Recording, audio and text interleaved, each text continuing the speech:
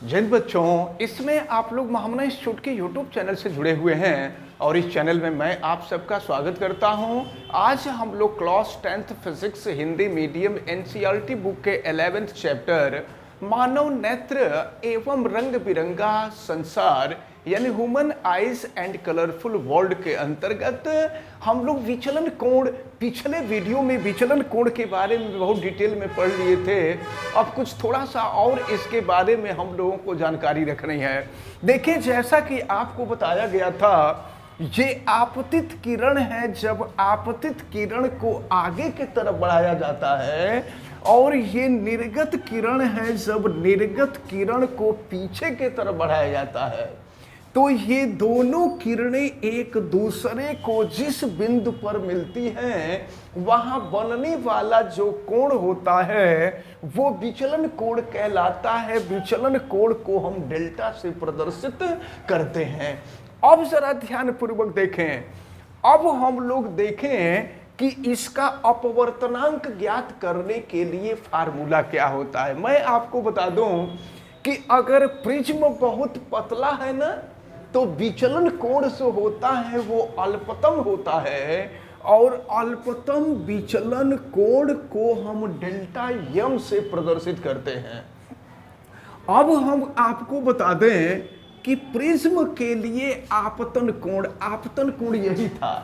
Prism के लिए आपतन कोण का जो मान होता है वह a प्लस डेल्टा यम दोनों के समांतर माध्य के बराबर होता है। और a आपको पता है कि ये प्रिज्म कोण है, तो प्रिज्म कोण और ये जो विचलन कोण होता है ये अल्पतम विचलन कोण हो जाता है। तो प्रिज्म कोण और अल्पतम विचलन कोण जब दोनों को जोड़ करके 2 से भाग दे देते हैं तो आपतन कोण का मान निकलता है। और देखें, फिर यहां आपको बताया गया था कि यह अपवर्तन कोण है। तो अब यहां पर हम आपको बता दें कि ये अपवर्तन कोण जो होता है यह प्रिज्म कोण के आधे के बराबर होता है, a/2 के इक्वल होता है। अब आपको मालूम है कि लेंस का जो अपवर्तनांक होता है n इज इक्वल टू होता है साइन आई अपान होता है साइन आर।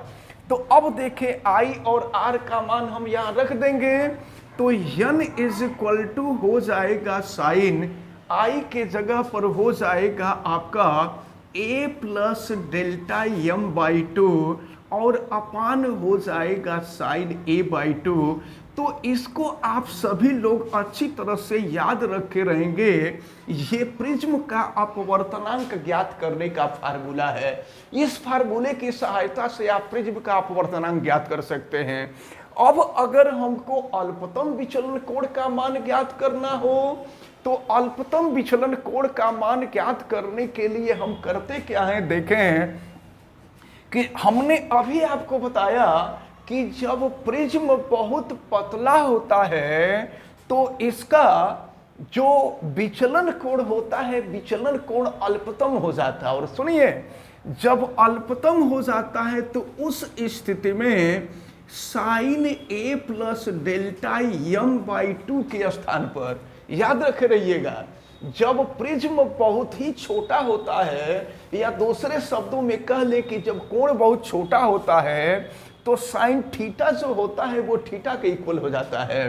तो थीटा के इक्वल होगा, यानी ये हो जाएगा a plus delta m by 2।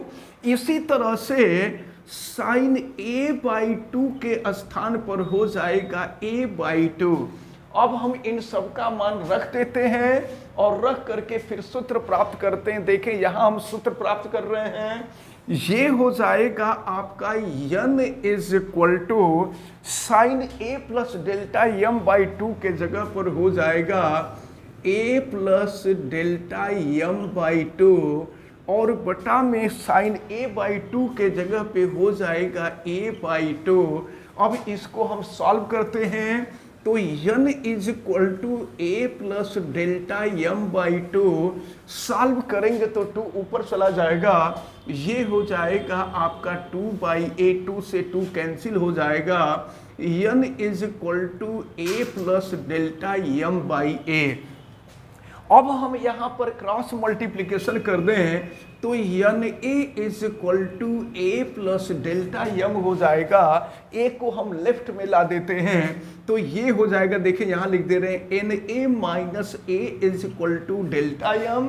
अब हम यहाँ से ए कॉमन ले लें तो n minus one into a is equal to delta यम, या यहाँ हम लिख सकते हैं डेल्टा यम इज इक्वल टू, ये हो जाएगा n minus one into a. तो इसको आप सभी लोग याद रखे रहेंगे, ये अल्पतम विचलन कोण ज्ञात करने का फार्मूला है। इस फार्मूले की सहायता से हम अल्पतम विचलन कोण की गणना कर सकते हैं। तो इस प्रकार ये जो इम्पोर्टेंट टर्म था इसको आप अच्छी तरह से तैयार रखे रहेंगे और हमें उम्मीद है कि ये आप सबको बहुत अच्छी तरह से समझ में आया होगा। आप वीडियो को लाइक ज़रूर कीजिएगा और अगर आप चैनल पे नए हैं तो चैनल को सब्सक्राइब भी करें, बेल आइकन को भी प्रेस करें और अगर किसी प्रकार की कोई दिक्कत समझ में आती है तो आप हमें कमेंट करके बतावें। वीडियो को मैक्सिमम स्टूडेंट तक शेयर करें। आप सभी लोगों का बहुत बहुत धन्यवाद। जय हिंद।